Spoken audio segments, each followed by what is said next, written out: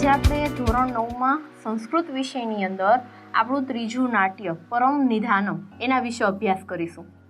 પરમનો મતલબ થાય છે શ્રેષ્ઠ અને નિધાનમનો મતલબ થાય છે ખજાનો. શ્રેષ્ઠ ખજાનાની વાત છે અહીં મિત્રો. તો એ પહેલાં આપણે જો પ્રસ્તાવનાની વાત કરીએ કે આની અંદર કયા પાત્રો છે, એ પાત્રો ઇતિહાસમાં શું સ્થાન ધરાવે છે, તો વાત છે 11મી સદીની. 11મી સદીમાં માળવ પ્રદેશ કે જે હાલમાં મધ્યપ્રદેશમાં સ્થિત છે, ત્યાંના એક રાજા જેમનું નામ હતું રાજા ભોજ. આ રાજા ભોજ છે એમના નગરનું નામ હતું ધારાનગરી. અને ધારાનગરીમાં રહીને રાજા ભોજ છે એમણે જે કીર્તિ પ્રાપ્ત કરેલી છે એ આજે પણ પ્રખ્યાત છે. આજે પણ તમે એ પ્રદેશમાં જાઓ તો રાજા ભોજની કીર્તિ તમને સાંભળવા મળે. શા માટે? કારણ કે એમની જે રાજ્ય વ્યવસ્થા હતી એ ખૂબ જ સુંદર હતી. ક્યારેક એવા પ્રસંગો આવતા કે ન્યાય આપવો છે એ દ્વિધા બની જતું, જટિલ પ્રસંગો આવી પડતા, ત્યારે પણ એમણે ન્યાય કરેલો છે, ન્યાયને મહત્વ આપેલું છે.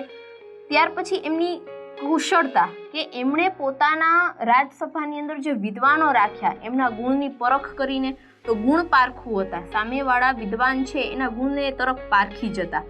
એ સિવાય અમુક રમૂજી કથાઓ પણ એમના જીવન સાથે સંકળાયેલી છે જે આજે લોકોની અંદર પ્રચલિત છે, લોકકથા તરીકે પ્રચલિત છે. અને આવી જ અનેક કથા સંસ્કૃતમાં પણ લખાણી છે અને એનો આખો સંગ્રહ છે. નામ છે એનું ભોજ પ્રબંધ, કે જેમાં પાત્ર તરીકે રાજા ભોજ છે. અને આ ભોજ પ્રબંધની અંદર અનેક નાટકો છે એ લખાયેલા છે કે જેમાંથી ક્યારેક આપણને બોધ મળે છે, ક્યારેક રમૂજ ઉત્પન્ન થાય છે. બરાબર, ઘણી વાર છે એ આના પદ્યો પણ પ્રચલિત છે કાવ્ય સ્વરૂપમાં.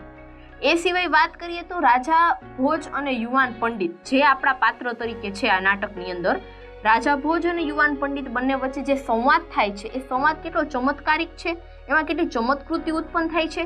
એ સિવાય એમાં સંતોષની વાત છે. જે આપણું નાટ્ય છે એ બોધ લઈને આવે છે સંતોષનું, કે માણસ છે એણે મને જીવનમાં સંતોષ રાખવો જોઈએ. એટલે મુખ્ય વાત જે અહીં છે, શીખ જે છે એ સંતોષ છે, કે સંતોષનું શું મહત્વ છે આપણા જીવનની અંદર. બંને વચ્ચે વાતચીત થાય છે અને સંતોષ શબ્દ આવે ત્યારે બંનેનો સંવાદ અટકી જાય છે. તો જોઈએ આપણે શબ્દશઃ ભાષાંતર આમાં શું કીધું છે આપણને.